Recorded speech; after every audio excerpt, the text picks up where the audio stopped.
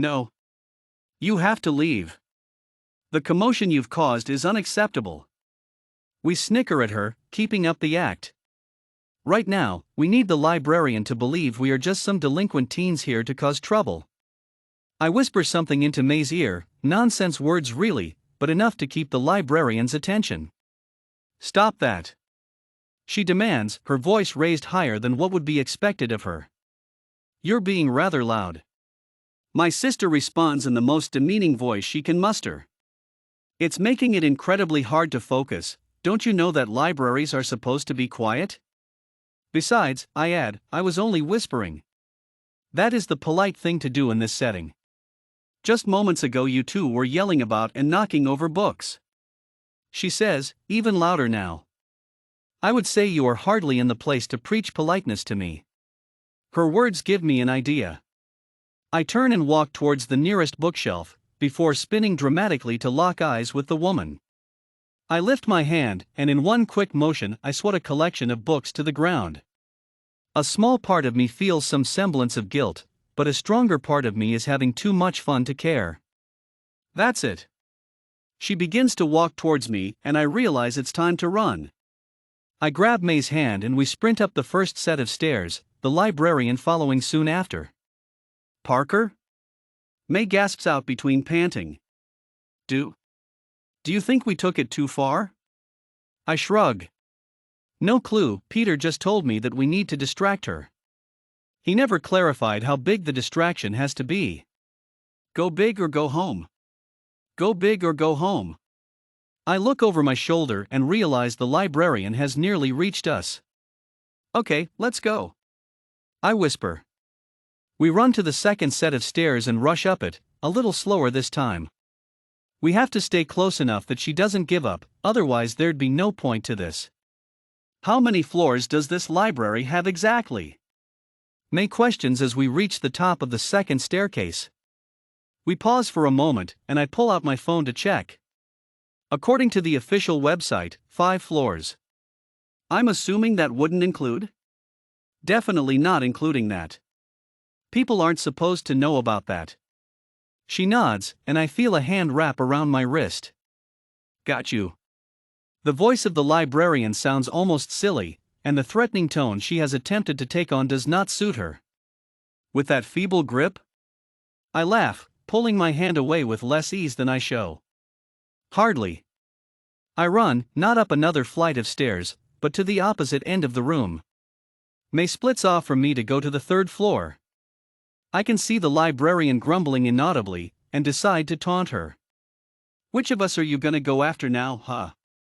There's only one of you. You can't catch us both. Peter, a childhood friend of ours, let me know there would only be one librarian today. He created a false event, or something of the sort, and invited the whole library staff save for one. The one with the keys. The library needs to be open for this to work. He never told us what he was after, never explained why we're doing this, but he's always had a good reason in the past for this sort of thing, so I must trust him now. The librarian chooses to go after me, probably because I'm closer. That's her first mistake. May would have caused way less chaos. I climb on a nearby chair to jump up to the top of one of the bookshelves, knocking over some of the decorations lining the top. Once I'm up, I scoot to the center of the bookshelf, pulling my legs up in crisscross applesauce. She glares at me from below. Get down from there. What are you gonna do? I taunt. I mean, sure, you could pull me down, but the whole bookshelf might just come falling down with me, and we wouldn't want that, would we? She scowls at me before running away and up the stairs, presumably to find May. My phone buzzes in my pocket, and I hop down gracefully before checking it. I got it, meet me back at my place. Reads a text sent from Peter in the group chat. Understood, on my way. I respond. A few seconds later I see a response from May. Cool. It says. I might be a bit late, gotta shake this crazy librarian lady. I laugh and decide to take the elevator this time. No need using the stairs considering I'm not trying to be a distraction anymore. Once in the elevator, I push the button for level 1. No basement. What a simple lie, but I suppose it works for the most part. It doesn't take long to be out the door and on my way to Peter's house. It's only a mile away, so I opt to jog it.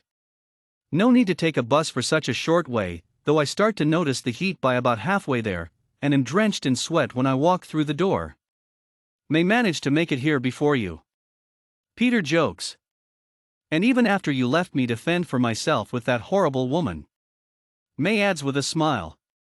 Oh please. I respond.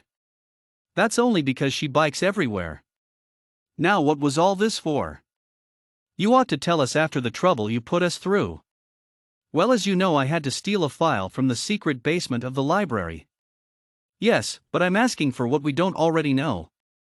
Patience, Parker, I'm getting there. The files in that basement are all regarding assassins and their kills. I had to be sure before I said anything, otherwise I'm not sure if you'd have been able to properly do your part in the operation. What do you mean? He hands me the file, and May peers over my shoulder as I open it. It reads Cason Johnson, assassin. He found my mother's file.